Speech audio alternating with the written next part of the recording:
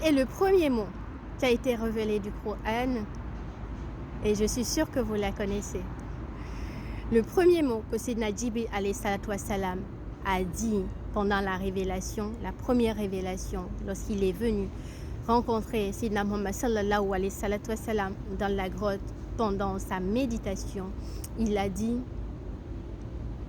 Ikra, lis. Et Ya Rasulallah Muhammad sallallahu alayhi salatu wassalam a dit je ne sais pas lire. Et Sayyidina Jibril alayhi salatu wassalam a répété lis. Et Ya Rasulallah Muhammad sallallahu alayhi salatu wassalam a dit je ne sais pas lire 2 fois. Et la 3e fois, Sayyidina Jibril alayhi salatu wassalam cette fois-ci a dit lis au nom de ton Seigneur. Subhanallah.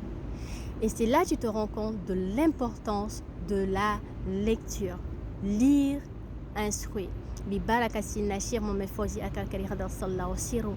c'est Muhammad sallallahu alayhi wa sallam qui nous enseigne cela. Dans un hadith, il a dit lis et élève-toi. Donc, l'élévation est liée à ta lecture du Coran. Donc, savoir que, en fait, c'est crucial. Par exemple, dans le mois, on doit finir au moins le Coran une fois avec les nombres de jours ou de hibs qu'on fait par jour, quotidiennement, pour finir le Coran dans le mois. C'est ce qu'on doit faire au minimum. Et subhanallah, je profite pour faire cela justement parce que là, en ce moment, je n'arrive pas. J'avoue. Et je profite de ça pour que Allah m'accorde vraiment cette facilité, qui me ramène cette facilité. Bien sûr, je lis tous les jours le Coran, le matin et le soir. J'ai des sourates que je récite, mais dire que je vais finir le Coran intégral le mois, ça je n'arrive pas parce que je ne dépasse pas les nombres de sourates que je fais par jour en fait. Et c'est très important parce que la lumière du Coran ouvre le cœur, élargit le cœur, illumine le cœur.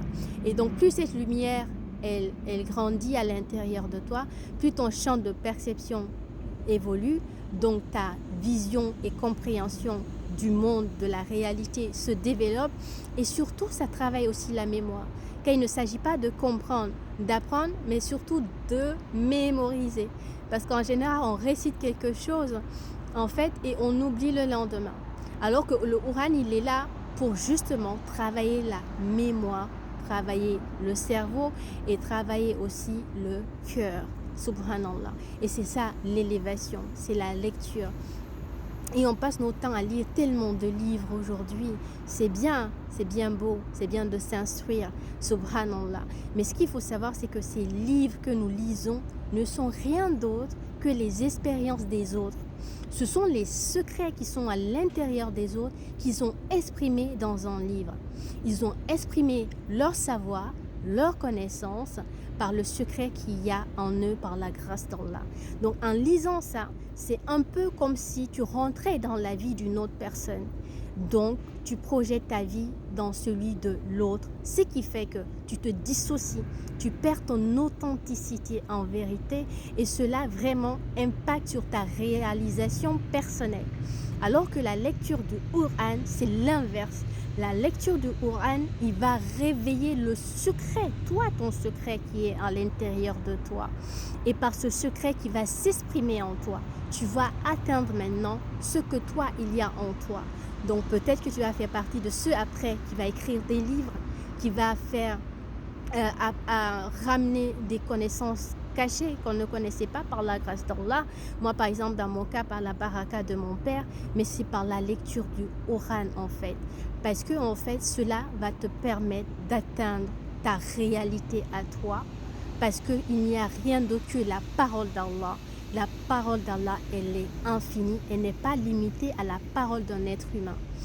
Donc, projeter ta vie et échanger cette conversation avec le Seigneur et toi à travers le Coran ne va faire que développer chez toi peut-être ce que tu aimes chez un grand écrivain, chez un grand savant, chez un grand philosophe. Je ne sais pas qu'est-ce que vous aimez, quels sont vos œuvres, vos ouvrages que vous aimez. Mais en fait, le but, c'est de se réaliser soi. C'est de vivre soi, c'est qu'on est en nous, afin d'être dans cette authenticité et d'être dans ce cet équilibre parfait avec quoi? Pas avec quelqu'un d'autre, mais avec ton Seigneur. Donc c'est une communication entre toi et Allah. Et c'est en lisant le Coran, et Allah, combien de fois il dit méditez, méditez, méditez sur la création des cieux et de la terre. Méditez sur mes paroles. Et c'est Muhammad sallallahu alayhi wa sallam nous a dit méditez sur la création, mais ne méditez pas sur le Créateur. Donc, Ya Rasulallah, Muhammad sallallahu alayhi wa sallam, par exemple, la révélation l'a trouvée où? C'est pas dans le lit, c'était pas dans le marché, c'était pas au milieu de la famille, des tribus. Non, ça l'a trouvé lorsqu'il était tout seul dans une grotte, en train de faire quoi? En train de méditer, avoir fait le silence autour de lui pour entendre la voix du Seigneur à l'intérieur. Et le Coran, il facilite ça, il facilite l'équilibre, le calme. Par exemple, quand tu lis beaucoup le Coran, des choses qui t'emportaient avant, des choses ridicules, qui n'ont pas de sens, ça te préserve. La médisance, parler des uns des autres, tu te détaches. En fait, parce que la lumière du Coran agit sur ton cœur, et Allah nous l'a dit, bien entendu.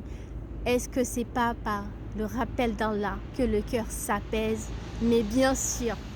Donc en lisant le Coran, ton cœur va s'apaiser. Et quand ton cœur est calme, il n'y a rien qui peut nous perturber.